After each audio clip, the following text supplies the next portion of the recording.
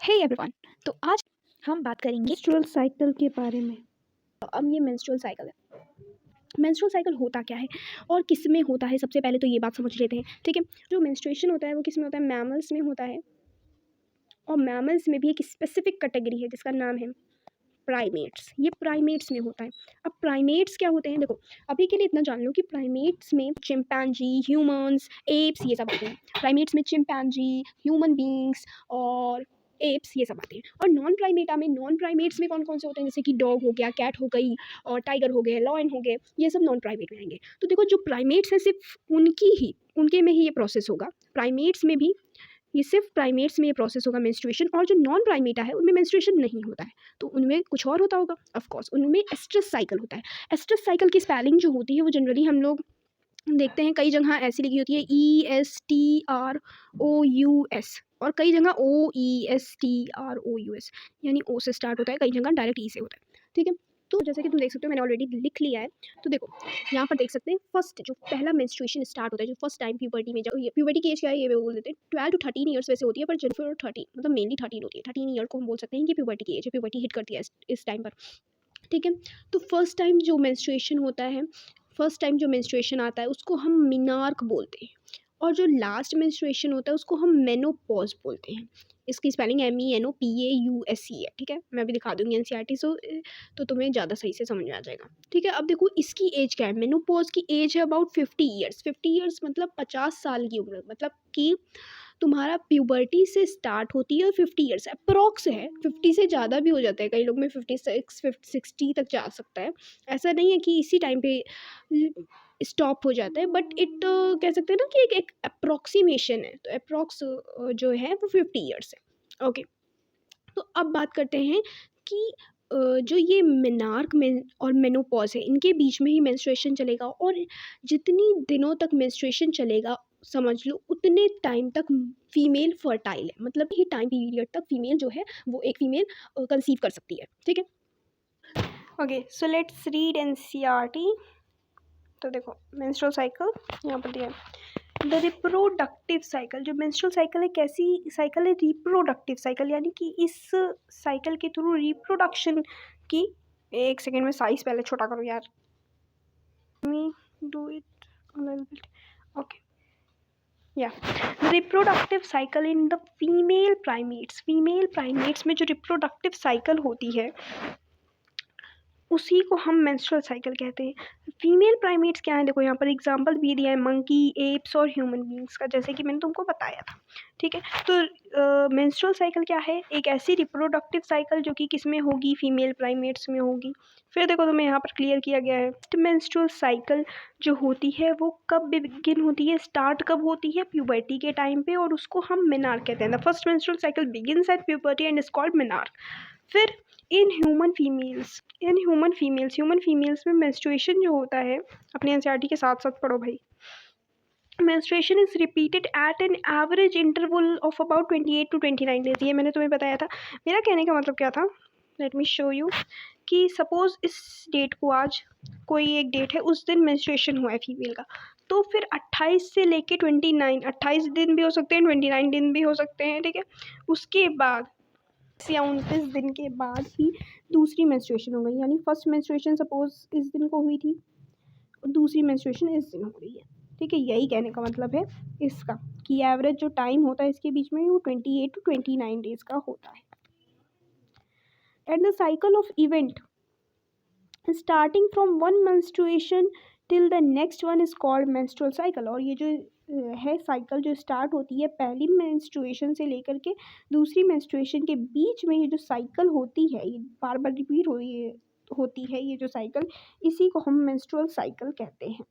ठीक है, तो मैं और फिर बात क्या है कि एक और बात बोली गई है कि वन ओवम इज रिलीज्ड, एक ओवम रिलीज होता है, जिसको हम ओवम का रिलीज क्या होता है, इसको हम क्या बोलते हैं? ओव्यूलेशन कहते हैं। तो एक ओवम जो रिलीज होता है वो इस साइकिल के मिडल में होता है। ठीक है, तो अभी यहाँ पर जितनी बात लिखी है उसको मैं तुम्हारे लिए सम अप कर दूँ तो क्या सम अप करना है मुझे कि मेंस्ट्रुअल साइकिल पहली बात तो क्या है, रिप्रोडक्टिव साइकिल है। किस में होती है? फीमेल प्राइमेट्स में होती है। पहली मेंस्ट्रुअल साइकिल को हम मेनार्क बोलते हैं, लास्ट वाली को मेनोपॉज मैंने तुम्हें ऑलरेडी बता दिया है। फिर जो ये ह्यूमन फीमेल में जो साइकिल है वो लगभग मेंस्ट्रुअल साइकिल जो होता है 28 to 29 डेज होता है। यानी कि अगर ये एक मेंस्ट्रुएशन हुआ, ये दूसरा मेंस्ट्रुएशन हुआ, इन दोनों के बीच में जो टाइम लगा ये 28 से 29 डेज का टाइम लगा, ठीक है। और इस पूरी साइकिल को, ये मेंस्ट्रुएशन को भी, ये दोनों मेंस्ट्रुएशन को कंसीडर करके उनके बीच में जो फेज़ है, ये सारा चीज़ों को कंसीडर कौन करता है? Menstrual cycle. तो मेंस्ट्रुअल साइकिल में एक मेंस्ट्रुएशन भी होगा, मतलब मेंस्ट्रुएशन भी आ रहा है और जितने भी साइक्लिकल इवेंट हैं वो सब कुछ आ रहा है। और मेंस्ट्रुएशन में सब कुछ नहीं आ रहा है, मेंस्ट्रुएशन सिर्फ बात करता है loss of blood from the vagina. तो इसका क्लियर मतलब समझ में आ रहा है कि menstruation is just a part of menstrual cycle. Okay, I hope you get it. Okay, तो अब हम इस डायग्राम को समझते हैं। अच्छा, मुझे सम अप करना था ना, हाँ ठीक है, तो मैं सम अप कर देती हूँ। मेंस्ट्रुअल साइकिल क्या है? मेंस्ट्रुअल साइकिल में ये पहली बात तो रिप्रोडक्टिव साइकिल है। किस में होगी? फीमेल प्राइमेट में होगी। मंकी, एप्स और ह्यूमन बीइंग इसके एग्जांपल हैं। पहली मेंस्ट्रुअल साइकिल को मेनार्क बोलते हैं, लास्ट वाली को मेनोपॉज बोलते हैं। मेनोपॉज कब होता है? अप्रॉक्स 50 ईयर्स में होता है, 50 ईयर ऑफ एज में। अब देखो ह्यूमन फीमेल में मेंस्ट्रुएशन यानी कि ब्लीडिंग, जो ब्लीडिंग हो रही थी वेजाइना से, वो रिपीट होती है लगभग 28 से 29 डेज के बाद। मतलब एक मेंस्ट्रुएशन हुआ यानी कि यहाँ पर एंडोमेट्रियम की लेयर टूटी होगी और ब्लीडिंग हुई होगी। फिर दूसरा मेंस्ट्रुएशन, यहाँ पर एंडोमेट्रियम की लेयर टूटी होगी और यहाँ पर ब्लीडिंग हुई होगी। इन दोनों के बीच में जो समय है वो कितना लग रहा है? 28 to 29 डेज। और ये जो इसके बीच में ये जो साइक्लिकल इवेंट होते हैं एक मेंस्ट्रुएशन से लेकर के दूसरे मेंस्ट्रुएशन के अंदर, ये सभी को कंसीडर किस में हम करते हैं? मेंस्ट्रुअल साइकिल में कंसीडर करते हैं। I hope now you get it what I want to say. अब हम इसका डायग्राम समझ लेते हैं। अब देखो भाई, अभी तुम्हें मैं कुछ बात बताना चाहूँगी। सबसे पहले तुम्हें मैं बताना चाहूँगी कुछ फॉलिकल्स के बारे में, और सबसे पहले एफएसएच ही ओवरी में एक्ट करता है। सबसे पहले हम देखेंगे ओवरी में क्या हो रहा है। में एलएच जो है, एफएसएच कुछ फॉलिकल को स्टिमुलेट कर देता है। जैसे कि मैंने यहाँ पर कुछ फॉलिकल्स बना दिया है। अब इन सभी पर आकर के कौन काम कर रहा होगा? एफएसएच सबसे पहले कुछ फॉलिकल को स्टिमुलेट करा दिया होगा, कुछ फॉलिकल को। अब उन्होंने कुछ ही फॉलिकल को, मतलब कुछ फॉलिकल को स्टिमुलेट क्यों कराया? उन्होंने कहा स्टिमुलेट कराया जब एक ही को रिलीज होना है, क्योंकि देखो हर महीने में एक ही फॉलिकल डेवलप हो करके एक ही एग को रिलीज करता है। और देखो 2 ओवरी होती हैं तो दोनों ओवरी से एग नहीं निकलता है जनरली केसेस में। 99% केसेस में जनरली क्या होता है कि जैसे सपोज जनवरी में एक ओवरी से एग निकला, इस वाली लेफ्ट ओवरी से, तो फरवरी में राइट वाली ओवरी से निकलेगा। फिर मार्च में, अप्रैल में राइट। तो ऐसे ऐसे करके, मतलब एक ओवरी से एक बार इस मंथ में इस वाली ओवरी से निकला तो दूसरे वाले में दूसरी वाली ओवरी से निकलेगा, फिर निकलेगा नेक्स्ट मंथ में दूसरी वाली ओवरी से निकलेगा। ऐसा होता है। तो क्या हो रहा है कि ओवरी में ये कुछ एफएसएच जा रहा है और कुछ फॉलिकल को स्टिमुलेट करा दे रहा है। कुछ फॉलिकल में सारे फॉलिकल तो सारे एग तो रिलीज होंगे नहीं, एक ही एग निकलेगा यार। बट तो तुम इतने सारे को काहे स्टिमुलेट करा रहे हो? क्यों करा रहा है? एफएसएच के दिमाग है। एफएसएच क्या कह रहा है कि अगर मैं एक को कराऊंगा, मान लो उसमें गड़बड़ी हो गई तो क्या होगा? तो एफएसएच चालाक है। एफएसएच चालाकी कर रहा है, फॉलिकल कई सारे फॉलिकल को स्टिमुलेट कराएगा और उनमें से मान लो ये अच्छे से प्रॉपर न्यूट्रिशन इसमें हो गया, उसको पता चल गया कि अब यही ये अच्छे से डेवलप कर रहा है, इसी को मैंने चूज़ कर लिया, अब इसी में से ओवम निकलेगा, ठीक है। और ये चूज़ कैसे वो करेगा? सपोज़ ये डीजेनरेट हो गया, ये थोड़ा-सा अच्छे से ग्रोथ नहीं हुई, तो जो सबसे अच्छा ग्रोथ होगा जिसमें, उसी को उसने चूज़ कर लिया। अब एक सेपरेटली इसी पर एफएसएच काम करेगा। एफएसएच अब सिर्फ इस पे ही निकलेगा और ये मतलब थोड़ा-सा डेवलप पहले क्या करता है? एफएसएच सब पे थोड़ा-थोड़ा छिड़काव कर दिया। अब वो थोड़े-थोड़े डेवलप हुए, सभी थोड़े-थोड़े डेवलप हुए। उनमें से कुछ में अच्छे डेवलपमेंट नहीं शो हुए, कुछ में थोड़ा-सा रूडिमेंट्री हो गया, जो भी हुआ, ठीक है। अब उसको जब वो थोड़ा-थोड़ा डेवलप करवा दिया सबको, अब वो देखा, चेक करने आया, ओके, ठीक है, ये सब में से सबसे अच्छा मुझे ये वाला लग रहा है, यानी कि ये वाला ही हमारा ओवम रिलीज़ करेगा। अब उसको उसने चूज़ कर लिया, वो कहा ठीक है, अब तुम ही ओवम रिलीज़ करोगे। अब वो जाएगा उसी पे एक्ट करेगा और उसी पे खूब सारे छिड़काव करेगा। यानी छिड़काव करना मतलब इन द सेंस ये बस ट्रिक है लर्न करने की, समझाने की कि एफएसएच उसी पे एक्ट करेगा। अब एफएसएच तो एक्ट ही कर रहा था उस पर, तब तक में एलएच भी आया कि भाई भाई तुम भी आए हो तो मैं भी तुम्हारा सहभागी बन के इसकी डेवलपमेंट में मदद करूँगा। तो एलएच भी आ गया। ग्राम में क्लियरली तुम्हें दिख रहा होगा कि यहाँ पर सबसे पहले एफएसएच का लेवल इंक्रीज दिख रहा है, ऐसा कुछ पीक दिख रही है उसकी। सबसे पहले एफएसएच इंक्रीज हुआ है, फिर तुम्हारा यहाँ पर एलएच भी सहभागी बन के आ गया है। ठीक है, तो इतना तुम्हें क्लियर हो गया होगा। पहले एफएसएच और एलएच का लेवल बढ़ता है, ठीक है, फिर क्या हुआ, उनका इफेक्ट क्या हुआ, फॉलिकल यहाँ पर डेवलप होने लगे, फॉलिकल में डेवलपमेंट हो गया, डेवलपमेंट होने लगा। तो यहाँ पर क्या हुआ, सबसे पहले यहाँ पर प्राइमरी फॉलिकल बना, फिर यहाँ पर ये सेकेंडरी फॉलिकल बना है, ये टर्शरी और ये ग्राफियन, और यहाँ पर ओव्यूलेशन हो गया है। तो देखो, तो अभी ये आराम से ये फॉलिकल डेवलप हो रहा था। जैसे जैसे फॉलिकल डेवलप हुआ, फॉलिकल से मैंने तुम्हें बताया था कि एक लड़की है 13 ईयर की एज वो उसकी पहुंच गई है, तो उसमें क्या हो रहा है, प्यूबर्टी हिट करेगी, प्यूबर्टी हिट करेगी तो हाइपोथैलेमस में से जीएनआरएच निकलेगा, जीएनआरएच कहाँ पर जाएगा, एंटीरियर पिट्यूटरी में जाएगा, एंटीरियर पिट्यूटरी से दो हार्मोन निकले, कौन कौन से, एलएच एफएसएच। एफएसएच का नाम ही फॉलिकुलर स्टिमुलेटिंग हार्मोन है, तो वो फॉलिकल्स में जाएगा। फॉलिकल कहाँ पर प्रेजेंट है, ओवरी में, यानी ओवरी पे एक्ट करेगा। ओवरी में भी पर्सपेक्टिवली सबसे पहले फॉलिकल्स में एक्ट करेगा, यानी फॉलिकल्स में कुछ फॉलिकल को स्टिमुलेट कराएगा, कौन, एफएसएच कराएगा, फिर सखा भागीदार बन के आएगा, कौन, एलएच भी उसकी मदद कराएगा। अब फॉलिकल में डेवलपमेंट शो होने लगी, हमें डेवलपिंग फॉलिकल दिखने लगे, अब फॉलिकल डेवलप हो रहे हैं। तो फॉलिकल में क्या डेवलपमेंट में तुम देख रहे होगे कि जो ऊसाइट है, ऊसाइट के साथ साथ जो उसके फॉलिकल क्या होता है, फॉलिकल में ऊसाइट होता है और उसके बगल बगल की स्ट्रोमा, ओवरी की स्ट्रोमा वाली सेल्स होती हैं, जिनको यहाँ पर ग्रेनुलोसा सेल कहते हैं। अगर oogenesis पढ़ा है तो तुम्हें सबको समझ में आ रहा होगा, oogenesis पढ़ के आना, ठीक है। तो क्या हुआ, oocyte का डेवलपमेंट हुआ, और oocyte के डेवलपमेंट के साथ साथ फॉलिकल, अगर मैं बोलूँ डेवलपिंग फॉलिकल, यहाँ पर वर्ड क्या लिखा है guys, developing follicle. Developing follicle यानी फॉलिकल का डेवलपमेंट हो रहा है, यानी कि सिर्फ oocyte का ही नहीं डेवलपमेंट हो रहा है, साथ साथ फॉलिकल भी डेवलप हो रहा है। फॉलिकल का डेवलपमेंट मतलब क्या, कि जो स्टोमा की सेल्स हैं, पहले तुम्हें पता होगा कि सेकेंडरी, जब सेकेंडरी फॉलिकल बनता है तो मल्टी लेयर्ड ग्रेनुलोसा सेल हो जाती है, टर्शरी में एंड्रम का डेवलपमेंट हो जाता है, और थीका लेयर जो होती हैं वो डिफ्रेंशिएट हो जाती हैं। तो यही सब, ठीक है, यही सब डेवलपमेंट हो रहा है फॉलिकल का। अब तुम्हें मैं बता दे रही हूँ, अभी के लिए इतना समझ लो कि जो सेकेंडरी फॉलिकल है उसमें से, प्राइमरी फॉलिकल बच्ची है, बहुत ही छोटी है, तो अभी वो उसमें से कोई भी हार्मोन नहीं निकलेगा।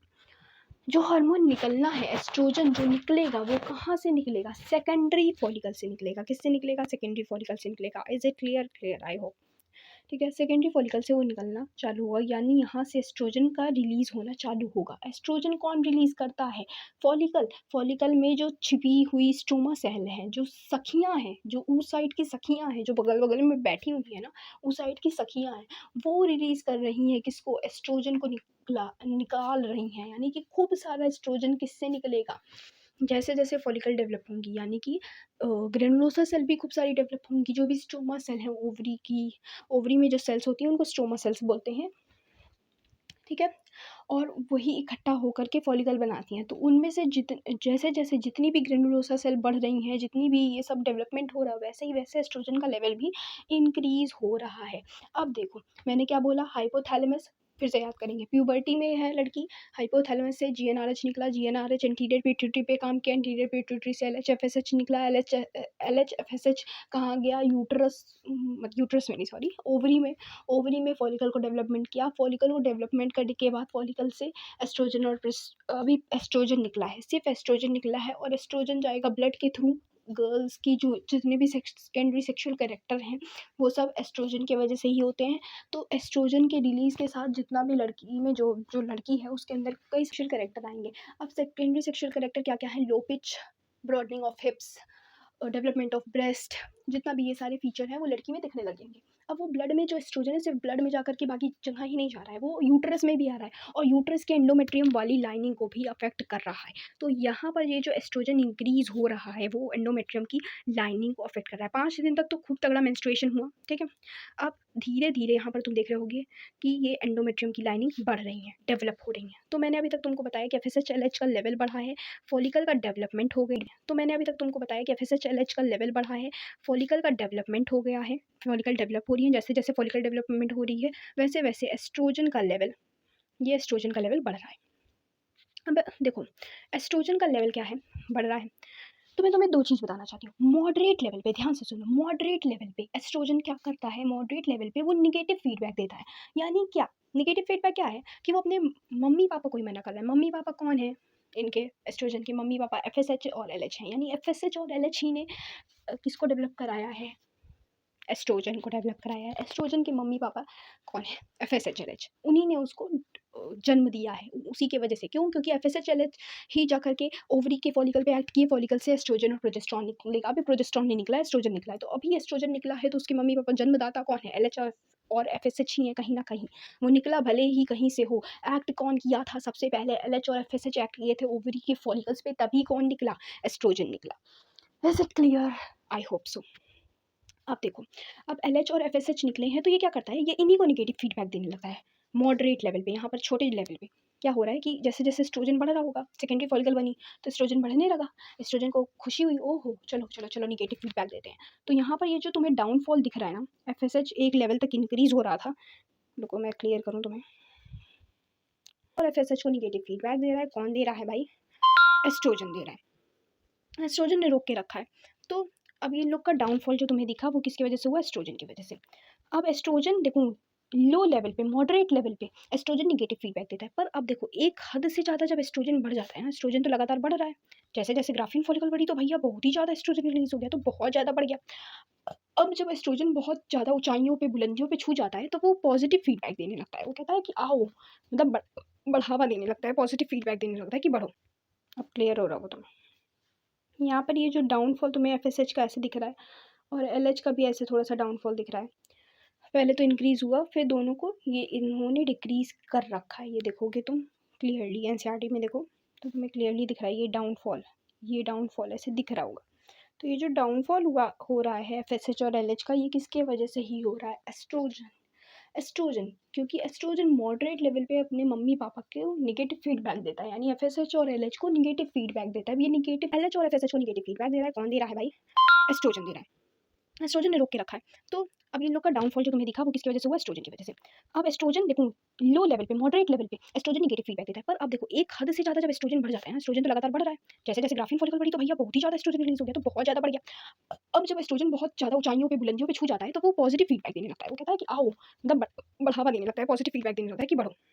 फीडबैक मतलब कि मुझे और निकालो, मतलब मुझे बॉडी में और रिलीज़ करो। तो मुझे कौन निकालने वाला है? यानी एस्ट्रोजन अगर रिलीज़ हो रहा है, एस्ट्रोजन के रिलीज़ में एस्ट्रोजन कह रहा है कि मुझे और निकालो, यानी एस्ट्रोजन को खूब ज़्यादा रिलीज़ करो बॉडी में। एस्ट्रोजन को रिलीज़ कौन करेगा खूब ज़्यादा बॉडी में? एफएसएच और एलएच, यानी एफएसएच एलएच बढ़ेंगे तभी एस्ट्रोजन भी बढ़ेगा। तो एस्ट्रोजन कहीं न कहीं कह रहा है कि एफएसएच एलएच तुम लोग भी बढ़ो तो मैं बढ़ूँगा। तो उसने क्या किया, ये जो अचानक से ये जो पीक राइज़ हुआ, ये जो एलएच में सर्ज आया, ये किसकी वजह से हुआ? ये कहीं न कहीं एस्ट्रोजन की वजह से हुआ, क्योंकि एस्ट्रोजन जब बुलंदियों को छुआ तो उसने पॉजिटिव फीडबैक दिया और एलएच में भी ये सर्ज आया और एफएसएच में भी सर्ज आया। अब देखो एलएच के सर्ज की वजह से, एलएच के इतने इंक्रीज़ करने की वजह से क्या हुआ? एलएच का नाम क्या है? एलएच का नाम है ल्यूटिनाइजिंग हार्मोन। तो वो क्या कर रहा है? वो जन्मदाता है कॉर्पस ल्यूटियम का। उसने क्या किया? एलएच इतना ज़्यादा इंक्रीज़ हुआ कि ये फट गया, ये फॉलिकल, ग्राफियन फॉलिकल फट गई और यहाँ पर ये कॉर्पस ल्यूटियम बन गया। देखो ये कॉर्पस ल्यूटियम बन गया और यहाँ पर ओव्यूलेशन हो गई, यानी oocyte, सेकेंडरी oocyte का रिलीज़ हो गया और कॉर्पस ल्यूटियम, ये जो बचा हुआ ग्रेन्युलोसा सेलुलर था, जो भी ये जो बचा हुआ है इसको कॉर्पस ल्यूटियम कहते हैं। और ल्यूटिनाइजिंग हार्मोन यानी एलएच का लेवल खूब ज़्यादा ऊंचा छुआ है। देखो खूब ज़्यादा ऊंचा मतलब बुलंदियों को छुआ एलएच, तो ही तुम्हारा कॉर्पस ल्यूटियम का फॉर्मेशन हुआ है। यहाँ पर कॉर्पस ल्यूटियम का फॉर्मेशन हुआ और ओव्यूलेशन हुआ, यानी कि ओवम का रिलीज हुआ है। और कॉर्पस, तब तुम ध्यान से सुनो, कॉर्पस ल्यूटियम को बनाने वाला कौन है? कौन सा हार्मोन है? ल्यूटिनाइजिंग हार्मोन, एलएच है। ठीक है, और इसको बनाए रखने में भी एलएच का ही सहयोग होता है। ठीक है, तो एस्ट्रोजन ने खूब पॉजिटिव चीज़ देख लेते हैं, पहले एंडोमेट्रियम की लाइनिंग भी देख लेते हैं। तो देखो तो हो चुका था मेंस्ट्रुएशन जब हो रहा था, सबसे पहले तो मेंस्ट्रुएशन ही होगा, मेनिसेस निकल रहा है, 5 दिन होगा, 1 से 5 दिन, 3 से 5 दिन तक होता है, मेंस्ट्रुएशन हो रहा है और फॉलिकल एफएसएच और एलएच का लेवल बढ़ रहा था, डेवलपिंग फॉलिकल हो रहे थे, फॉलिकल के बढ़ने से एस्ट्रोजन रिलीज हो रहा था। एस्ट्रोजन 2 काम करवाता है, एस्ट्रोजन क्या करता है? सबसे पहले एंडोमेट्रियम की लेयर को बढ़ावा देता है कि बढ़ जा बढ़ जा बढ़ जा बढ़ जा, प्रोलिफरेशन कराता है, यानी कि प्रोलिफरेशन यानी सेल डिवीजन, खूब सारा मल्टीप्लिकेशन कराता है। भाई एस्ट्रोजन ब्लड से जाकर के सेकेंडरी सेक्सुअल कैरेक्टर भी ला रहा है और जाकर के यूट्रस में भी कह रहा है कि भाई प्रोलिफरेशन हो जाओ, बढ़ जाओ मेंस्ट्रुएशन एंडोमेट्रियम बढ़ जाओ बढ़ जाओ बढ़ जाओ। ठीक है, और दूसरा काम क्या कर रहा है? ये नेगेटिव फीडबैक नॉर्मली देता है, नॉर्मली केसेस में, मॉडरेट लेवल में। और जब ये खूब ज़्यादा सर्ज हो जाता है, खूब ज़्यादा बढ़ जाता है, भाई यहाँ पर ग्राफियन फॉलिकल बढ़ रही है, सबसे ज़्यादा ग्रेनुलोसा सेल बढ़ रही है, तो यहाँ पर खूब सारा एस्ट्रोजन रिलीज हो रहा है, खूब सारा एस्ट्रोजन रिलीज होगा, तो यहाँ पर अब ये दूसरा टर्म है मॉडरेट लेवल पे एस्ट्रोजन कह रहा है नहीं नहीं नहीं नहीं, LH-FSH ना बढ़ो ना बढ़ो ना बढ़ो। अब वो खूब ज़्यादा पीक पे पहुंच गया तो कह रहा है बढ़ो बढ़ो बढ़ो। तो LH और FSH में खूब ज़्यादा सर्ज आता है, और ये जो सर्ज आता है इससे क्या होता है, ये फॉलिकल फट जाती है तो ओव्यूलेशन हो जाता है, ओव्यूलेशन हो जा रहा है और कॉर्पस ल्यूटियम का निर्माण हो जा रहा है। जैसे कि LH का नाम ही ल्यूटिनाइजिंग हार्मोन है। ओव्यूलेशन के बाद जो बचा है उसका भी नाम कॉर्पस ल्यूटियम है, तो तुम इससे समझ सकते हो, ट्रिक भिड़ा सकते हो और रट सकते हो। और कॉर्पस ल्यूटियम का जन्मदाता कौन है, LH है, और कॉर्पस ल्यूटियम को लगातार मेंटेन भी कौन करेगा, LH। आई होप इतना समझ में आ गया। फिर और इस फेज़ का नाम हम कैसे देते हैं, फेज़ का नाम देने के लिए हम सबसे पहले देते हैं एंडोमेट्रियम की प्रोलिफरेशन हो रही है। प्रोलिफरेशन की वजह से इस फेज़ को प्रोलिफरेटिव फेज़ कहते हैं। और फॉलिकल में, ओवरी में क्या हो रहा है, फॉलिकुलर फेज़ चल रही है, फॉलिकल का डेवलपमेंट हो रहा है, इसलिए इस फेज़ को हम फॉलिकुलर फेज़ भी कहते हैं। तो ओव्यूलेशन तक मुझे लगता है कि सब कुछ समझ में आ गया होगा। For such more concept of biology, subscribe the BioBulletin.